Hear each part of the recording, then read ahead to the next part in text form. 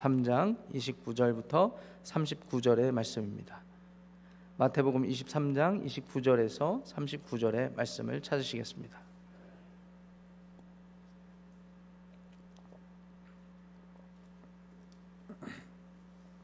마태복음 23장 29절부터 39절 찾으셨으면 저와 여러분들이 한 절씩 교독하시고 마지막 절 39절은 합독하겠습니다.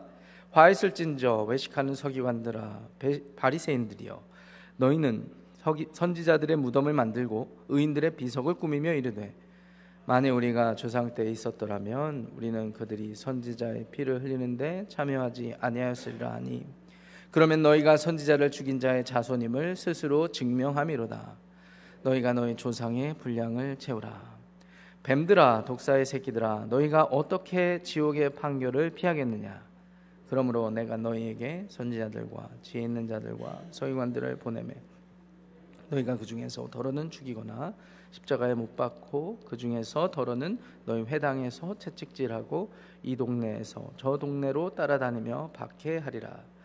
그러므로 의인 아벨의 피로부터 성전과 제단 사이에서 너희가 죽인 바라기아의 아들 사가랴의 피까지 땅 위에서 흘린 의로운 피가 다 너희에게 돌아가리라. 내가 진실로 너희에게 이르노니 이것이 다 이 세대에 돌아가리라. 예루살렘아 예루살렘아, 선지자들을 죽이고 내게 파송된 자들을 돌로 치는 자여, 암탉이 그 새끼를 날개 아래에 모음같이 내가 네 자녀를 모으려 한 일이 몇 번이더냐? 그러나 너희가 원하지 아니하였도다. 보라, 버려진 바 되리라. 함께합니다. 내가 너희에게 이르노니 이제부터 너희는 찬송하리로다. 주의 이름으로 오시는 이여 할 때까지 나를 보지 못하리라 하시니라. 아멘. 하나님의 말씀입니다. 우리가 믿고 있는 기독교 신앙이 진리인 이유는 기독교 신앙의 모든 계시를 담고 있는 성경 말씀이 진리를 선포하고 있기 때문입니다. 성경의 진리는 분명합니다. 우리 사람은 구원이 필요한 존재라고 말하고 있기 때문입니다. 세상의 종교는 그렇지 않습니다. 세상의 기독교 외의 다른 종교들, 대부분의 종교들은 사람은 자신의 노력과 자신의 모든 의지와 경험을 통해서 구원에 도달할 수 있다고 가르치죠. 기본 전제가 다릅니다. 세상의 종교들은 우리는 아무 문제가 없는데 마치 무엇을 못해서 무엇을 좀 더 해야 되기 때문에 구원이 필요하다고 말하는 것 같이 들립니다. 그러나 성경은 우리에게 분명히 단언합니다. 우리는 구원이 필요한 존재라고 말이죠. 구원이 있어야지만 살 수 있는 존재라고 말이죠.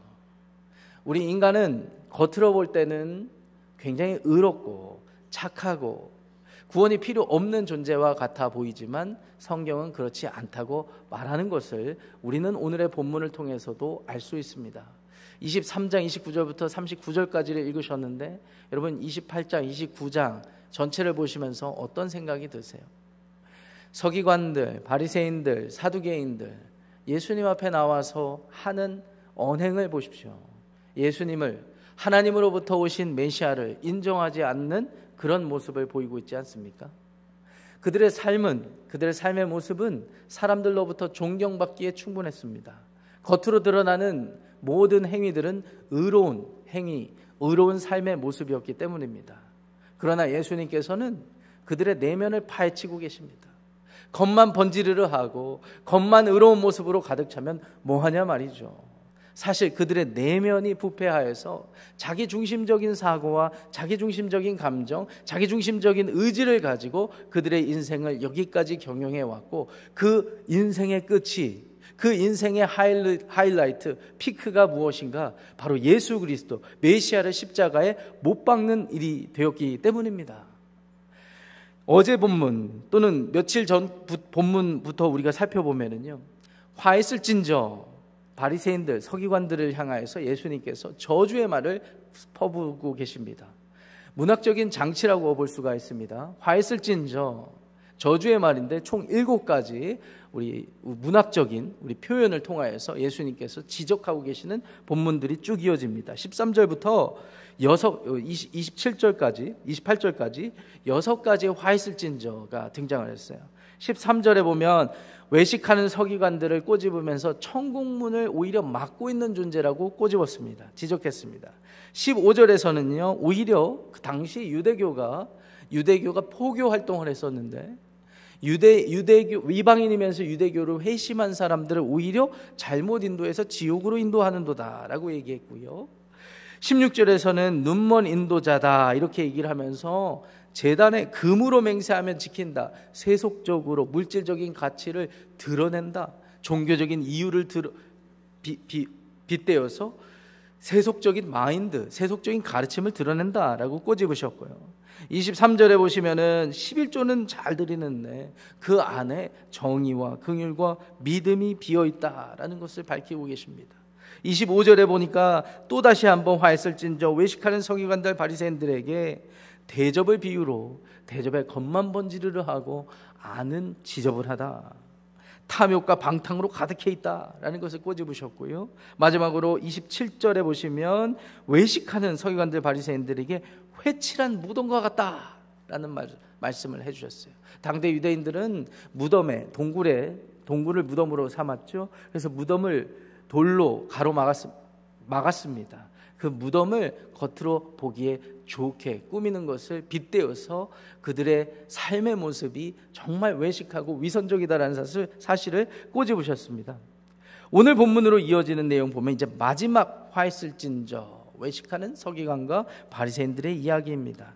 29절 말씀 보세요. 예수님이 이런 말씀하세요. 너희는 선지자들의 무덤을 만들고 의인들의 비석을 꾸몄다, 이렇게 말씀을 하십니다. 그러면서 하는 말씀이 30절에 만일 우리가 조상 때에 있었더라면 우리는 그들이 선지자의 피를 흘리는데 참여하지 아니하였으리라, 이런 말씀을 해요. 이스라엘의 역사에 보세요. 예레미야를 비롯한 많은 억울한 선지자들이 계셨습니다. 또는 엘리야와 같은 위대한 예언자, 선지자도 있었습니다.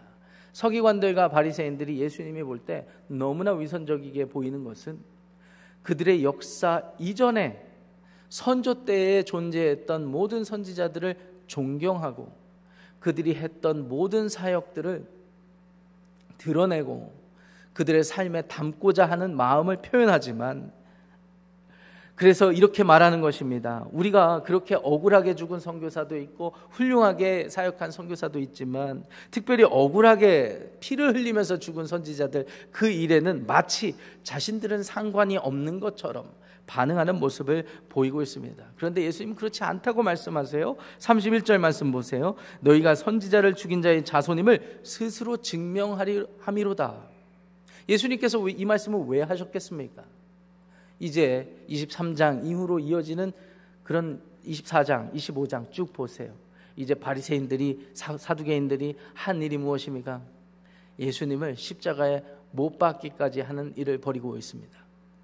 평소의 모습은 억울하게 죽은 예레미야를 비롯한 많은 선지자들을 안타깝게 여기며 우리가 이런 일이 있으면 안 된다라고 스스로 의인인 채 하지만 실상은 그들이야말로 더 심각한 죄를 저질렀다라는 것을 꼬집고 계신 것입니다. 그래서 32절 말씀 보세요.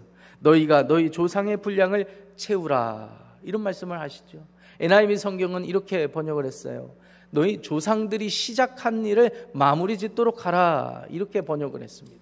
한마디로 너희들이 조상들이 의로운 선지자들이 했던 실수를 안타깝게 여기지만 실상은 조상들이 했던 짓을 더하면 더했지 못하지 못한 너희들이, 조상들이 잘못한 그 모든 것을 이제 마무리 지어라 라는 말씀을 하고 계신 것입니다.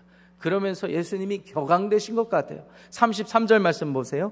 뱀들아, 독사의 새끼들아, 이런 말씀을 하세요. 목사님 듣기 거북합니다. 어떻게 강단에서 욕을 하십니까? 여러분 성경 말씀 보세요. 이게 제 말이 아니라, 제 표현이 아니라 성경에 빨간색으로 돼 있죠. 예수님 말씀이에요. 예수님 지금 격앙되셨어요. 그들의 위선적인 모습, 그들의 겉으로는 의로운 척하지만 안은 부패하고 탐욕스러운 모습을 꼬집으시면서 이렇게 저주를 퍼부으신 거예요. 뭐라고 말씀하셨어요? 지옥의 판결을 어떻게 피할 수 있을까? 34절 말씀 보세요. 내가 너희에게 선지자들과 지혜 있는 자들과 서기관들을 보내매 너희가 그 중에서 더러는 죽이거나 십자가에 못 박고 그 중에서 더러는 회당에서 채찍질하고 이 동네 저 동네 따라다니며 박해하리라. 억울했을지 모릅니다. 바리새인들이. 우리가 언제 그랬습니까? 지금 예수님 십자가에 못 박을 예수님을 눈앞에 두고 억울하다고 지금 항변할 수도 있겠습니다. 근데 예수님께서 왜 그렇게 말씀하셨는지를 35절에 이렇게 소개를 해요. 의인 아벨의 피로부터 성전과 제단 사이에서 너희가 죽인 바라기아의 아들 사가랴의 피까지 땅 위에 흘린 의로운 피가 다 너희에게 돌아가리라. 이런 말씀을 하세요. 여러분, 유대인 전통에 예수님 당대 구약성경 39권을 다 믿으셨는데 구약성경의 기록 우리 순서가 배열이 우리가 갖고 있는 39권과 조금 달랐어요. 흔히 말하는 타낙라는 말이 있습니다. 유대인들은 유대 전통에서 구약성경을 크게 세 가지로 구분을 했어요. 첫 번째 모세오경, 두 번째 역사서, 세 번째 성문서, 이렇게 분류를 했습니다. 모세오경은 알겠는데 역사서에는 우리가 알고 있는 사무엘 상하, 열왕기 상하뿐만 아니라 우리가 선지서로 말하고 있는 17권의 모든 선지서 책을 역사서에 함께 묶었어요. 여러분들이 성경 통독하실 때 그렇게 읽으면 유익한 점이 많습니다. 왜 그렇습니까? 우리가 선지서만 딱 떼어서 읽으면 이게 무슨 말이야 라고 생각이 들지만 이스라엘의 역사와 밀접한 관계가 있기 때문입니다. 나머지 성문서에는 시편을 비롯한 잠언, 많은 지혜서들이 기록되어 있는 것이 성문서가 되겠습니다. 그 모세오경 그리고 역사서, 성문서 순서대로 39권이 배열이 되어 있는데 유대 전통에 그 배열에 따르면 제일 먼저 나오는 억울한 죽음이 누구의 죽음이에요? 아벨의 죽음입니다. 창세기 4장에 기록되어 있어요. 근데 흥미롭게도 역대 상하가 우리는 구분이 되어 있지만 역대기서가 성문서 제일 마지막에 위치한 것이 유대 전통이에요. 열왕기 상하는 역사서에 기록되어 있긴 하지만 역대기서는 성문서에 기록되어 있어요. 그 이유는 나중에 기회가 되면 설명을 드리겠습니다. 어찌되었든 그 역대하 24장 20절부터 22절을 보시면 또 다른 선지자의 억울한 죽음을 기록하고 있습니다. 남유다 왕국에 여호야다라는 대제사장이 있었는데 그 여호야다가 여호야하스 왕을 잘 조언을 해서 이스라엘 백성들이 하나님 앞에 바른 제사를 드릴 수 있도록 이끌었던 제사장이었어요. 근데 이 제사장이 죽게 됩니다. 죽고 나자 이스라엘 사회가 이스라엘이 영적으로 혼란에 빠지게 되죠. 왕은 그동안 뭐 했는지 그 여호야다라는 훌륭한 대제사장 밑에서 신앙생활을 했으면서 한순간 1cm, 1인치도 잘하지 못했다는 느낌을 받습니다.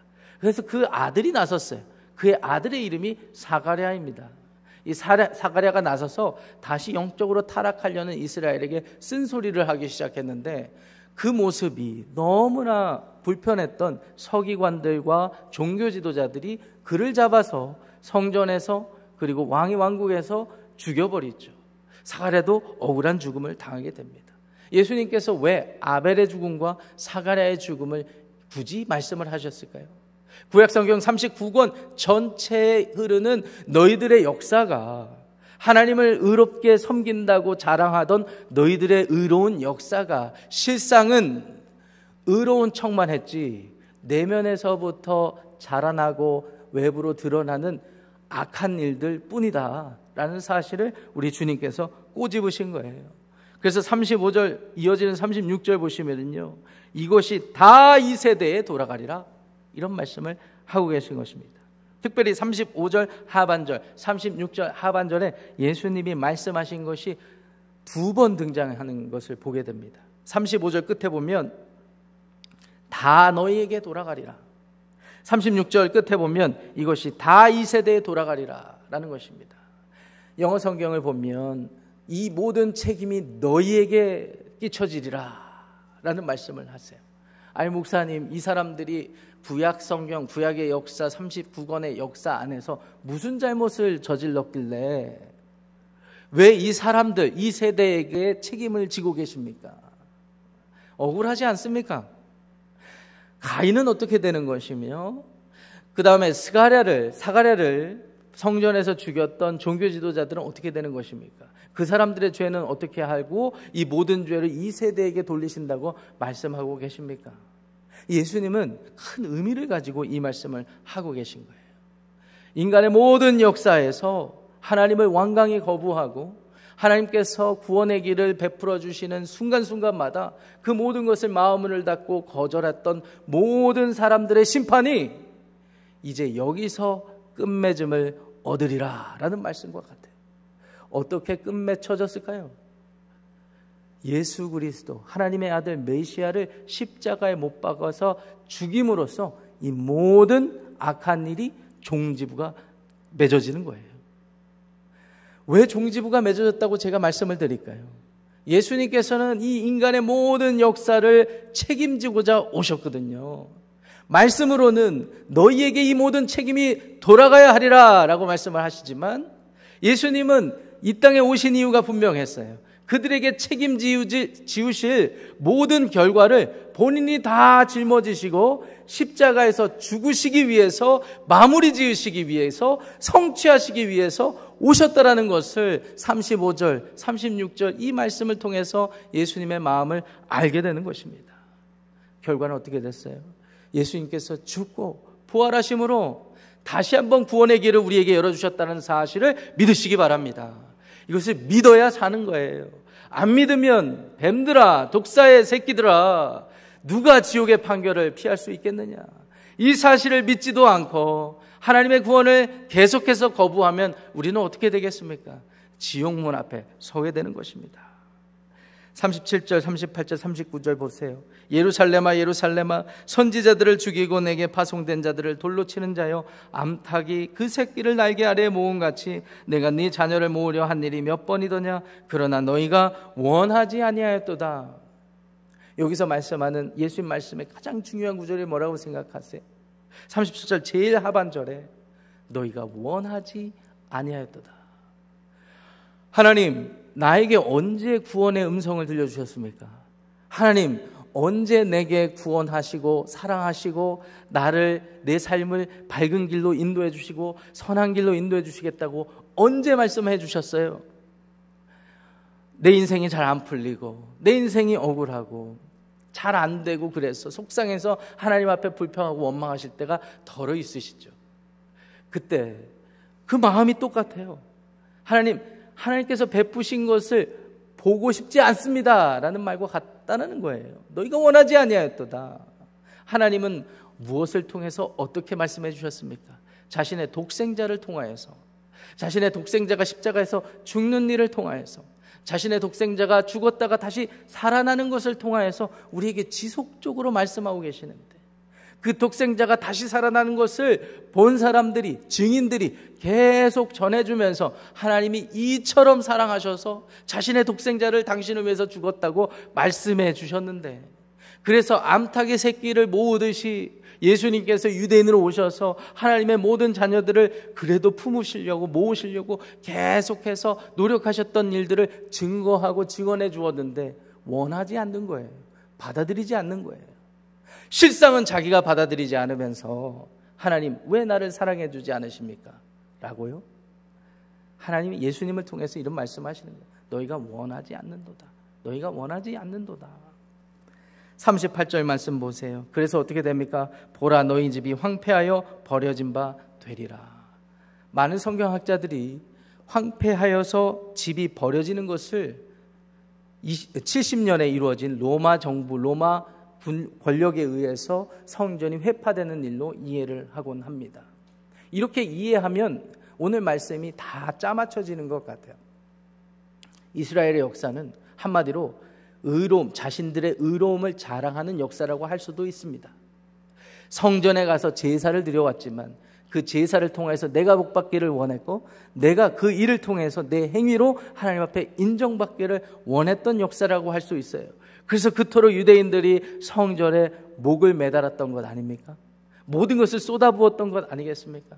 물론 제사 드리고 예배하는 것이 잘못된 것은 아니지만 하나님 보실 때 그들이 놓치고 있었던 게 있었던 거예요. 그런데 그들이 자신의 행위로 대변되는 성전이 무너지는 날 이 사람들은 아마 하늘이 무너지는 것과 같이 되었을 것입니다. 근데 예수님께서는 그때부터 새 역사를 시작하셨던 거죠. 사도들을 통하여서 교회를 세우시고 성령을 통하여서 믿는 자들의 삶을 통하여서 하나님 나라가 시작될 수 있는 길을 열어주신 것이죠. 39절 말씀 보세요. 이제부터 주님의 이름으로 오시는 이여 할 때까지 나를 보지 못하리라. 이게 어떤 말씀이에요?